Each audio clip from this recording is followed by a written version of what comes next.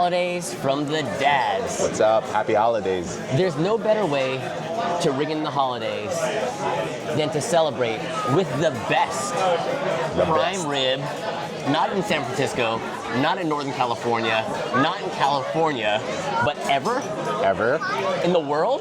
That's CBD. As far as I'm concerned, it is. You know, we love prime rib. Now, our benchmark for prime rib is House of Prime Rib. That's where we are today, on Van Ness in downtown San Francisco. Classic. Whenever anyone, or even us, compares prime ribs, we compare it to this spot over here. This is the benchmark. This is the benchmark. So House of Prime Rib only serves the top 2% of beef sourced. And I mean, that's how you finest, how you get it. That's how you get the best of the best. So we're looking forward to this meal. It's been over a decade since I've been here, so I'm very much looking forward to this meal. Yeah, this is gonna be a treat for you, dude. This is gonna be, that first bite will be so scrumlicious, and we'll try to get that on camera. But it's good, man. It's the holidays. It's the perfect time to hit this spot. I love this place. If there's one place that I would recommend anybody visiting the San Francisco Bay Area, it would be the House of Prime Rib. Anyone coming from out of town, you come take them to the House of Prime Rib. Now, getting reservations is extremely difficult, and we got lucky. Yeah, we only booked this a couple days ago. You're so lucky, man. First seating of the evening, which is 4 p.m., party of 8. The stars aligned, and we were able to, someone had a cancellation, and we jumped right on. So just get on OpenTable, opentable.com, and you can get lucky. Otherwise, the next open reservation was like 10 p.m. in March. Yeah, it books 6 months ahead sometimes. Sometimes even a year ahead. You can try to go as far as you can, but 6 months ahead. So try your luck, man. And we've been on a hot streak with these dining places. You had the stroke, luck of gold, man. You should. I mean, when you're craving prime rib, you're just looking every evening. Yeah, and it's a Saturday night, prime time, holidays. Prime time for the prime rib. Yeah, man. So to start, I mean, they gave us the famed San Francisco sourdough bread, hot out of the oven. Smells fantastic. Yeah. Time to break bread.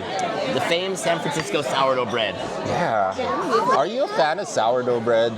Like, is it bread. One of your top tier breads? Because I'm Filipino, so when it comes to bread, I like the sweet breads. Pandesal. No, it's true, and it's basic, but honestly, that's what I like. So you like pandesal, pan de leche.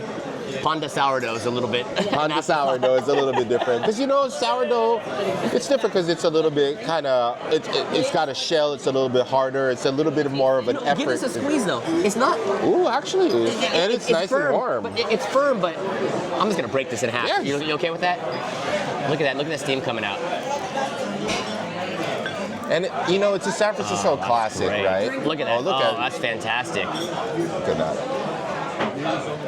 And sourdough obviously has a unique taste. It's not sweet. It's different to like a Filipino palate. But being in San Francisco for so long, it's almost, it's a staple, right? It's kind of like my favorite. I mean, when I think of sourdough, honestly, I think of boudin. Yeah, that's true. That's true. Here, I'm just gonna break off a piece like that, and you can. Do you think that? This is house made over here, right? They have their own recipe, like. Yeah, I think so. During the pandemic, it was a big craze to go ahead and make your own sourdough and get your yeast on and ferment your own sourdough. And I think to make a good sourdough, you have to have that starter. Now, Boudin claims to have their starter for, I don't know, 100 years, something like that. I need a fact check on that. I just know that their mother, I think they call it like their mother dough or something like that. So they have their own whatever mixer base to get sourdough. This is fresh. It's hot out the oven. Cheers. Cheers. It's a nice full bite. Classic sourdough taste, right? Ooh, that's a lot of butter. I didn't go too crazy because I wanted to see, but I really do lay it thick with the butter whenever I do sourdough. Which is kind of a Filipino thing also, right? Whether it's pandesal or whatever, we go hard with the butter. That's fantastic. It's really, really good. Especially when you talk about this sourdough round, this is the one that they use for like the clam chowder and the bread bowl, right? Absolutely. Where they carve out the inside and they pour the soup on the inside. And you know what?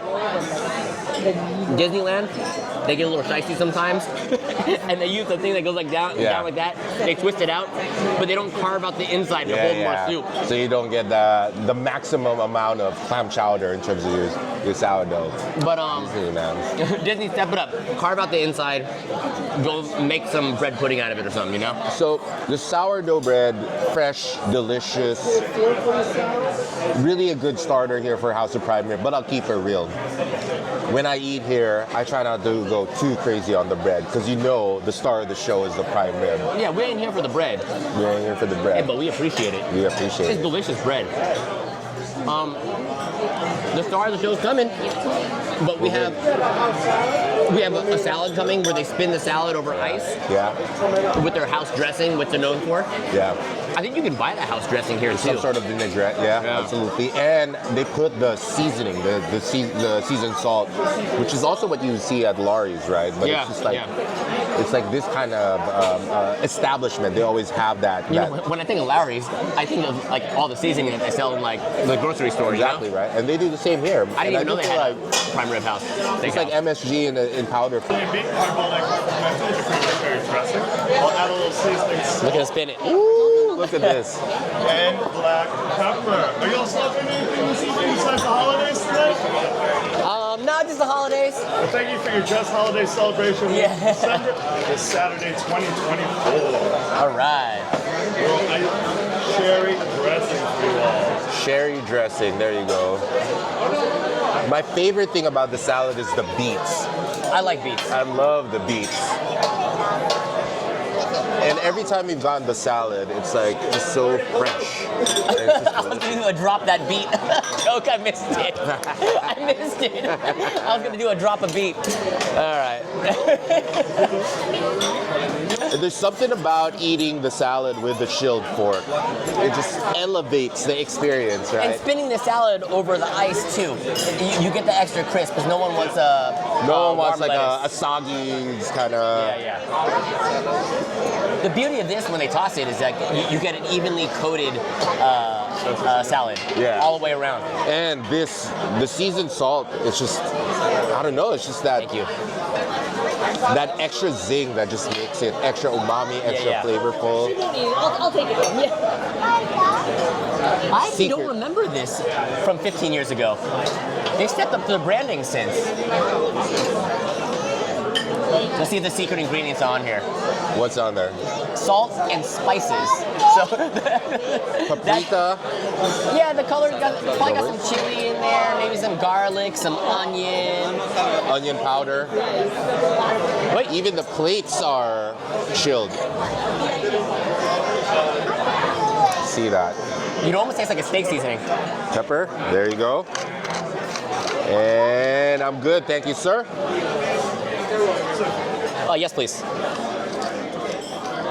Very good, thank you. Yes, I wish some of the young ones were. Yeah, they're okay.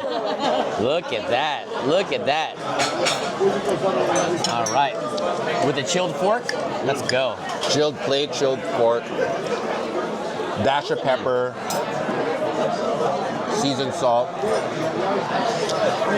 It's just such a classic salad.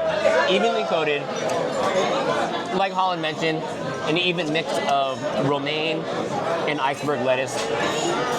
Romaine's like, the classic, the ones that you get like a Caesar salad or something, right?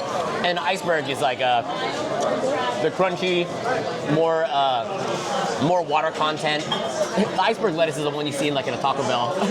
Taco, that's iceberg, you know? When I think of the lettuces, I think of the iceberg in Taco Bell, and I think of the romaine in like a Caesar salad. And then you have your beet, you have your, is that peppers or tomatoes? Oh, is it bell pepper? It's bell pepper.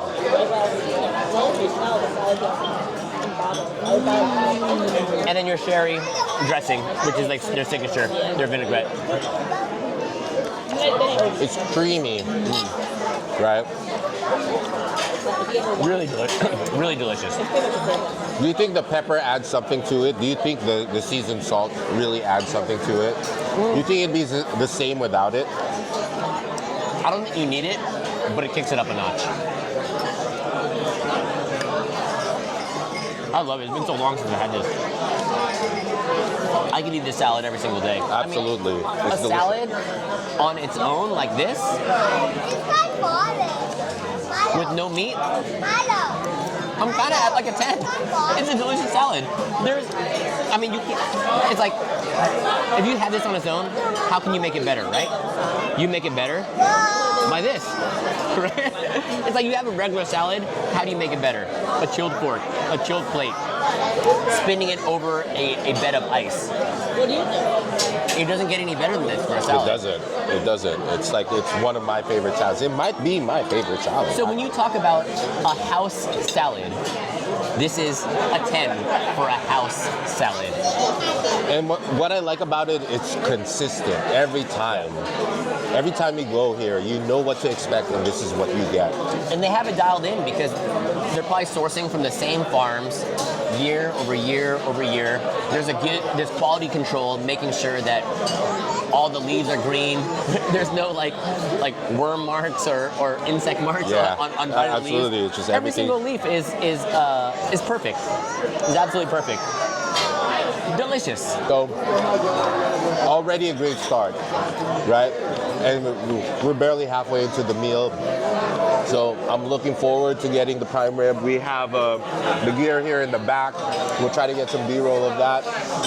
And let's rock and roll, man. I'm ready to eat. Let's go. Chef Alejandro!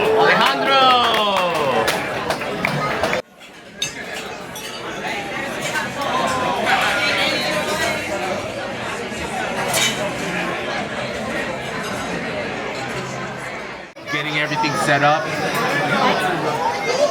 Colin behind us, doctoring up the baked potatoes. Alejandro getting the cuts ready. It's an artist at work, both of them. Yeah. The best of what they do. So that's the thing. Like, what we notice here at House of Prime Rib is, it's always busy. There's a lot of energy, but it doesn't feel rushed. Yeah. Like what we were saying, it's like there's almost a purpose to every server's kind of role here. Yeah. Right. Everyone knows their role. The service is impeccable. Like it doesn't get any better than this. From the food to the service to the ambiance, everything's just perfect here. It's the best that San Francisco has to offer. Absolutely. Like, everybody's so kind of tuned into the energy of the restaurant that there's just a vibe. There's like a rhythm to eating here. Yeah. And it's just, I don't know, you just kind of, you feel energized when you're here. I've missed it here, and all the holiday decor. It's fantastic. Yeah. I can't say that I've ever been during the holidays. Woo-wee! Oh wow! Oh, there's that bone in. Yes, this is the bone in. So this is the King Arthur cut. We'll take a closer look in a minute. That's a perfect medium rare. It doesn't get any more perfect than that. Absolutely. Oh, look at this here. While we're waiting for John's plate. So the King Arthur is the biggest cut. It's going to be the thickest cut. Yeah. And the hack is that with a King Arthur's cut, you can get seconds for free. Yeah. But you have to finish everything you there. have to finish it. So you need to have a king's appetite in order to kill this. And back in the day, it was a little bit easier for me to kill this without any effort. We'll see how we do tonight. And then we got the baked potato over here. Loaded. Oh, wow. People, look at this. Sour cream, chives, and bacon. Sour cream and onion, baked potato chives. Where's that from? What chips is that? Is that a jingle for another baked potato? Oh, English style. They're with the bone too. Wow. This looks like one of the competition eating. Absolutely. You have to finish everything here. Final cut for the young gentlemen. Once again, everybody, Chef Alejandro. Chef Alejandro, thank you. Wow, look at that. I like on the King Arthur's cut, they include the bone with it too, so I'm gonna be gnawing on that in a minute. But the English cut is a thinner cut, but so it's a King Arthur portion, but cut thinner. Please. Fantastic. For the young, He's good. Wow. Yes. Perfect. perfect. Whoa, wow, the au jus on the side. That's a first. No, they know what's up. That's the thing. It's just like, I'm so excited to get started, man. Wow. So grateful for this meal. I've been thinking about this for a long time. So for the English cut, you're gonna have 3 slices. And if you put these 3 slices together, it'll equal 1 King Arthur's cut. So why do you think people order the English cut over a traditional one? Well, the menu says, some say that it lends for more flavor. Yeah. Right? Right. I guess more surface area, right? I guess that makes sense. So I've tried the English cut before. I like it just because it's almost like they slice it for you, right? So you can pretty much just, you know. I'm already thinking about cutting it. Oh my gosh, this is great. This is great. A perfect medium rare. I mean, they're the best at what they do. I'm gonna bring it a little bit closer. Perfect medium rare. So what's the secret Yorkshire Pudding. Wow. to getting like a perfect medium rare? Because I know you've cooked your own prime rib. Wow, the Yorkshire Pudding. Sorry. Oh no, it's just like, I've tried to make this so many times, and I've messed up 2 out of 2 times.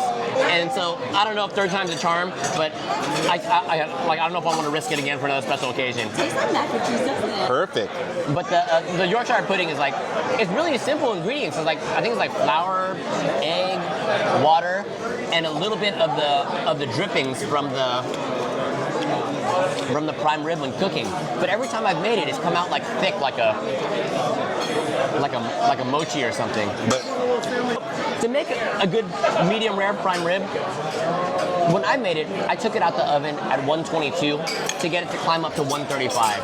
135 is usually the medium rare, right? 125 is going to be like, 125, 130 is going to be your rare. And once you start getting up to 145 and up, you're getting into like the medium well to well done. If you're at 150 and up, you messed it up. You messed it up already. I mean, it's in there too long.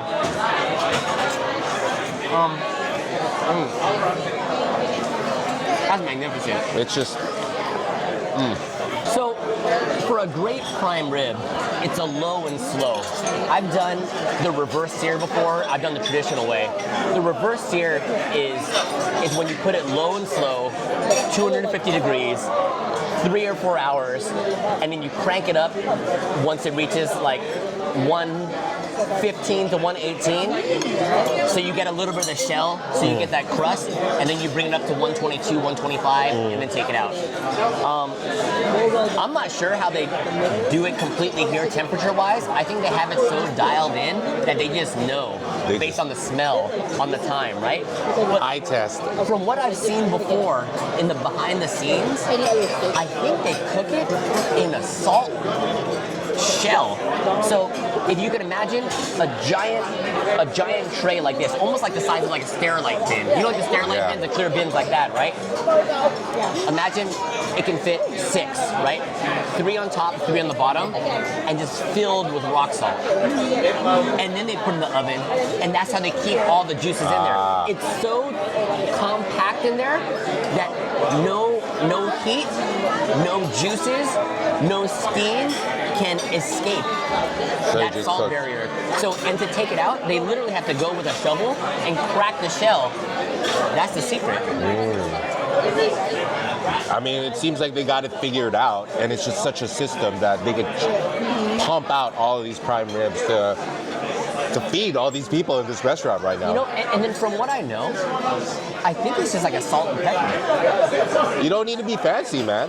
When the quality of the meat is that good, you let the meat speak for itself. That's A true. little bit of salt, a little bit of pepper, and a lot of flavor. So, let the meat talk for us. Let's dig in, man. I'm ready to do this. English style for you, OG king cut for me. So if the English style is a thin cut, what would a Filipino style look like? What would it be? Nice, husky, and juicy, just like this bite. So you can see, you can compare, right? The English style is a little bit more of a thinner. I folded mine up a little bit. Oh, you Yeah. know what? Our boy Holland gave us an array of horseradish. So we have a triple horseradish here with mild, medium, and hot, right? Yeah. Hot is the littlest one. And then the second one here, we got shredded, pickled, and then Tabasco. So I'm gonna kind of go through the gamut over here. Yeah, yeah. I'm gonna start with this Tabasco. See, I'm not the biggest horseradish fan, so I'm gonna have you take a try. Wow, delicious. You taste the Tabasco right away. So it's a different kind of spicy than regular. Well, how would you describe horseradish anyway? I said spicy, but You know, it offers a little bit of heat. I mean, the only thing I can compare it to is like a wasabi. It's just like a little bit of heat. It's not a spice that really lingers on your tongue. It's kind of like, it sits a little bit more in the back of the palate, but just like wasabi, I think horseradish comes from like a root and is grated out, you know? All right, I'm gonna go pickled. You know, I like horseradish. I don't love horseradish, but when it's there, I use it. for me, when I eat the prime rib, I don't really mess with the horseradish, but I mess with the spinach. And the cream spinach here is top notch. Yeah. You know what? I hate to compare it but the only other time I had cream spinach is bought the market, right? Oh no, not even Not even- the same league, bro. Yeah. Not even in the same galaxy, right? And see, the thing is, like, spinach in itself is, You know what? Same galaxy. Same galaxy. It's good. It has a little. I mean, that's the only way I can compare it, right? With the Boston Market cream spinach. but it's nice and thick. It's nice and creamy. Are there bacon bits there? I think that, or I don't know. I don't know. They closed them on in Geller, so I don't know. This one is. But there's a deeper flavor for sure. Yeah. And it's a perfect complement to the prime rib. In addition, speaking of compliments, I got the loaded baked potato. This thing is pretty much a whole potato, but I love the bacon that they put on it. It just, You know, it's gonna bother me until someone tells me, but whose jingle is that? Where was the sour cream and onion, baked potato chives? I don't know, it's gonna bother me. It is in the comments if you remember. It's gonna bother me for the rest of the day until someone tells me. you gotta look it up.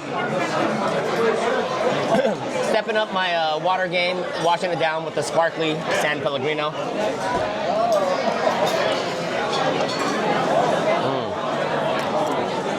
This tastes like a holiday meal.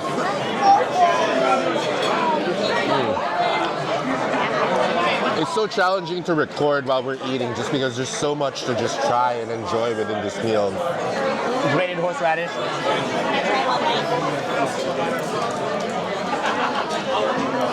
You know what's funny? Last time I was here, I probably got the English cut.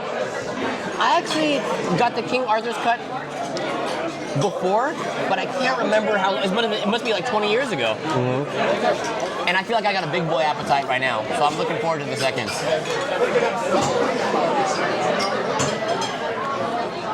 What's your thoughts about the au jus for this one? Because I know you made your au jus for your prime rib recently.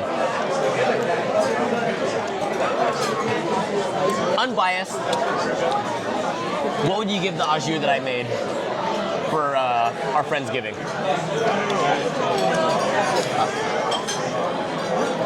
If this is a 10 out of 10, I'll probably give it about an 8.5 out of 10. I think some of the, was it the rosemary that you had? What did you have there? The rosemary was from the dripping from the prime rib. Yeah. So I feel like the flavor of this the House of Prime Rib, I guess, is my baseline. This is the expectation that I Yeah, have for every au au jus, right? And it didn't have. It wasn't, I guess it wasn't beef as beefy. it wasn't as beefy. It was more like spicy, like the rosemary that you That had, makes sense. right? Because to make a good au jus, it comes from the drippings from the prime rib. And because I was rosemary heavy on the actual prime rib, it has more of a rosemary au jus flavor. Exactly. That's a good point. Exactly, right? Yeah. So, I used a mirepoix, celery, onion, carrot, and then bay leaf and garlic, roasted, sautéed, and then strained for the au jus. So with this as a baseline, this is a 10 for a traditional au jus. I'm giving my au jus a 10 for a rosemary au jus. yeah, for a rosemary au jus. That's why I had to qualify We're that. making it up. We're making stuff up. There's no such thing as a rosemary au jus. But I'm just saying, but if this is the baseline in terms of what you're trying to target, right? And this is really beefy, really umami. It's super, super beefy. And, you know, if all you're serving all night long is beef, you've got to be able to create the best au jus that, that recipes can make. As they're cutting up the prime rib, I see that they're kind of flipping over some of the other ribs from the other cuts. Do you think they use the bones from that to make a good au jus, you need to have a beef stock. Now, to make a beef stock, if you make your own beef stock by boiling down the bones, that's the way you do it. Like a good pub broth. Exactly. A good pub broth. Exactly. You boil down the bones. You strain it, get it super, super clear. Skim the fat. Man, this is one of the best things I've eaten all year long. I know. No shade to Lamplight Lounge, but after comparing this as a 10 to Lamplight, they might have to get I might have to downgrade the grade that I had. No shade to Lamplight Lounge. No shade to Lamplight. Amazing service, but you know, after you have a comparison from like a specialty prime rib restaurant, it's no competition. It's not even close. See, because technically, to have a real prime rib, it needs to be prime beef. Not choice, not select. Prime's the best of the best, the most marbling, because the marbling is fat, and the fat is flavor. This is a true prime rib. Everything else is a rib roast. It's the standard. What can I say? All right. So what we're gonna do is gonna finish off our prime rib. We'll check in with the camera in a little bit just to show how much damage we do. To you, happy birthday. Happy birthday to you. Again, that's the energy of the restaurant. Everybody's singing here, man. Happy birthday. And it's just that's Dinner's the on vibe. that table. They're covering everyone. That's the vibe of House of Prime Rib. Again, it's not just the food, it's just the vibe of the restaurant, the energy of the restaurant. That's what you get from dining here.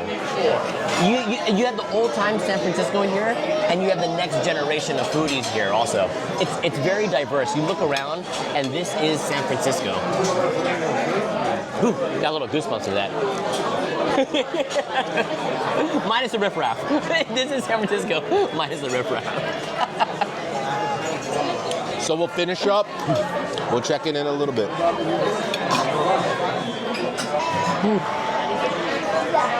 I got the meat sweats. King Arthur's cut, demolished. Now they say, don't leave meat on the bone, but I left meat on the bone so I can enjoy it later tonight. So I'm gonna pack this, and as mentioned before, with the King Arthur's serving, you get a free extra serving. Yeah. per second, right? Basically. A little bit of a hack what we did, because we love coming here so much, the children's meal, I think it's only it's less than $20, right? So we have 4 kids with us who didn't touch the prime rib that much, but you better believe that the dads are gonna take care of it tomorrow. That's tomorrow's king cut for me. So we're looking forward to that, and we'll show you when they cut our seconds. Yeah. What was your assessment? Consistent. That's the only thing I can say. I mean, the first time I've been here was 1999. So close to what? 26 years? Did you party like it was 1999? I was partying like it was 1999. Okay, just want to confirm. Just want to make sure there. And the thing is, 26 years later, the plate of prime rib is the same as I remember it. Consistency. Consistent. And that's how the restaurant's been here so long. A San Francisco staple. And I don't know, how long has the restaurant been here? I don't know, man. Hit us in the comments, or we'll just drop it down. Yeah, down below. we'll put the text over there. But I mean, I was here a couple months ago, and it was the same. For you, it's been a minute, right? It's been 15 and you were years. looking forward to this. There's a lot of hype, energy, anticipation for the meal. So now that we've kind of murked these prime ribs. You know what? I want. The food didn't exceed expectations because my bar was already here and it was already great. The service has exceeded expectations. Absolutely. I feel like, especially for this particular meal, I feel like there's just everything was purposeful. Yeah. You know, they even went above and beyond with this hidden menu. Sampler. Of horseradish. Horseradish, right? Which we didn't even know. And I made not necessarily the error, but I put a heaping teaspoon of the hottest horseradish on my side that got mixed with my mashed potatoes. And as I was licking my plate clean, I took the horseradish. Oh, excuse me. Oh, man. there it comes Caught him back. off guard, man. And I thought it was mashed potatoes. And I heard him gasp. yeah. He was like, oh. So we're looking forward to the seconds here. We'll see how we do it. I'm hot because of all the meat I just consumed. Yeah. All right, you guys want a second slice? Absolutely. Easy. Hey, Holland is on it. Yeah, I'm taking Yeah. the bone. I'm taking the bone. Thanks. Yes, Yeah, thank you. absolutely. So there you go. That's what I'm talking about. On cue. We were just talking about He it. looked at us. He's like, "You guys ready for seconds?" He knew. That's just how it is, you know, and it's just, I think knowing that you'll get what you expect, there's something comforting about that, right? Like, it's just like, you know, sometimes when you're craving something and there's this standard that you have in your palate or your mind, and then you get that, and there's just an added satisfaction every time you get it, and that's what I get every time I go here at the House of Prime Rib. Ask and you shall receive. Exactly, right? And I don't know, it's like, it's hard for me to come up with like restaurants Wow, or that's fast. meals. Oh Thank you. my word, there you What a go. cute He bag, got it too. packaged too. Again, it's just, House of Prime Rib, 1906 Van Ness Avenue. there you go. More than 100 years here in San Francisco. Is this 100 years? I mean, you said 1906. Oh, I thought it was 19. I thought it was 1906. That's what I'm saying. You know what? Whether or not it's been 100 years, it feels like it's been here 100 years. You know what I mean? It's like 6 Van Ness Avenue. Has it been here 1,000 years? So consistent. I bet you in 1906 they were serving the same type of prime rib, man. Right. There's actually a lady who has one of these that she made into a purse, and on the back Oh. it says her exact order. Oh, that's cool. That is Holland, how long? When did House of Prime Rib open up? 1949. 1949. 75 years minus one for COVID. Oh, wow. 75-year anniversary. There you go. 75 years. 1906. 1949. It's just consistent. Speaking And of 49, I know the 49ers has an annual thing that they do here. absolutely. You'll be on the second slice plate, right? Yes, Oh please. yeah, please, thank you. See, we don't even have to ask for it. They already kind of know. That's the thing. That is what makes this place special. Speaking of the 49ers have dined here, right? What you were saying. A lot of the Warrior players have dined here. Again, San Francisco staple. Yeah. It's just, I don't know. I'm just so happy whenever I go here. I think our boy Alejandro is hooking us up right now, right behind us. You see him hard at work. You know, I almost compare like a good not a slicer, but the guy who's cutting the chef who's cutting the prime rib is almost like a great like sushi chef, like cutting the fish like a certain way to maximize the flavor. Oh, that's fantastic. Oh my word. That's fantastic. See? So if you successfully order the king cut and finish, you get another. That's why I felt like it was a food competition. When I looked at how daunting the size was for the King Arthur, I was like, ooh, I'm taking this down. And mission accomplished. There we go. Thanks, Holland. Welcome, sir. It's always that last mile though, in order to finish this. Look at this. You know what I like also? The plate is hot too. The plate comes cold for the salad. It comes hot for the prime rib. It's perfect. They got it all figured out. Honestly, that's what I can say. It's just like they got it all figured out. Even the packaging, you don't see it in the background, but they got all of the leftovers packed and ready to go for us. Now, I'm gonna be completely honest with you. I'm a little intimidated by this. Even though the portions, it's a kid-sized portion, right? It's a kid-sized portion, right? I'm gonna try to finish. I'm gonna finish this. I'm gonna do the dad's crowd.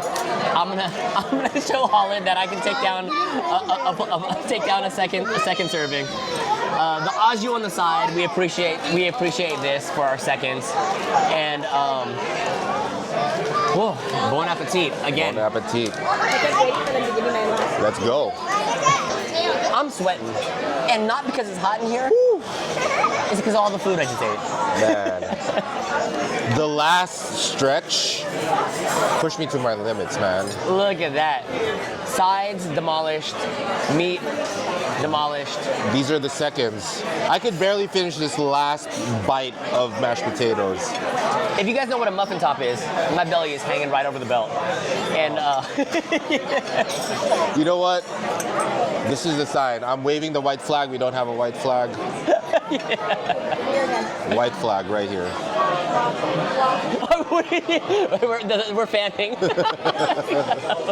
There you go. Because House of Prime Rib has defeated us. I thought I was winning, but man. You know, they finishing an entire gigantic baked potato after the seconds, that's next level stuff.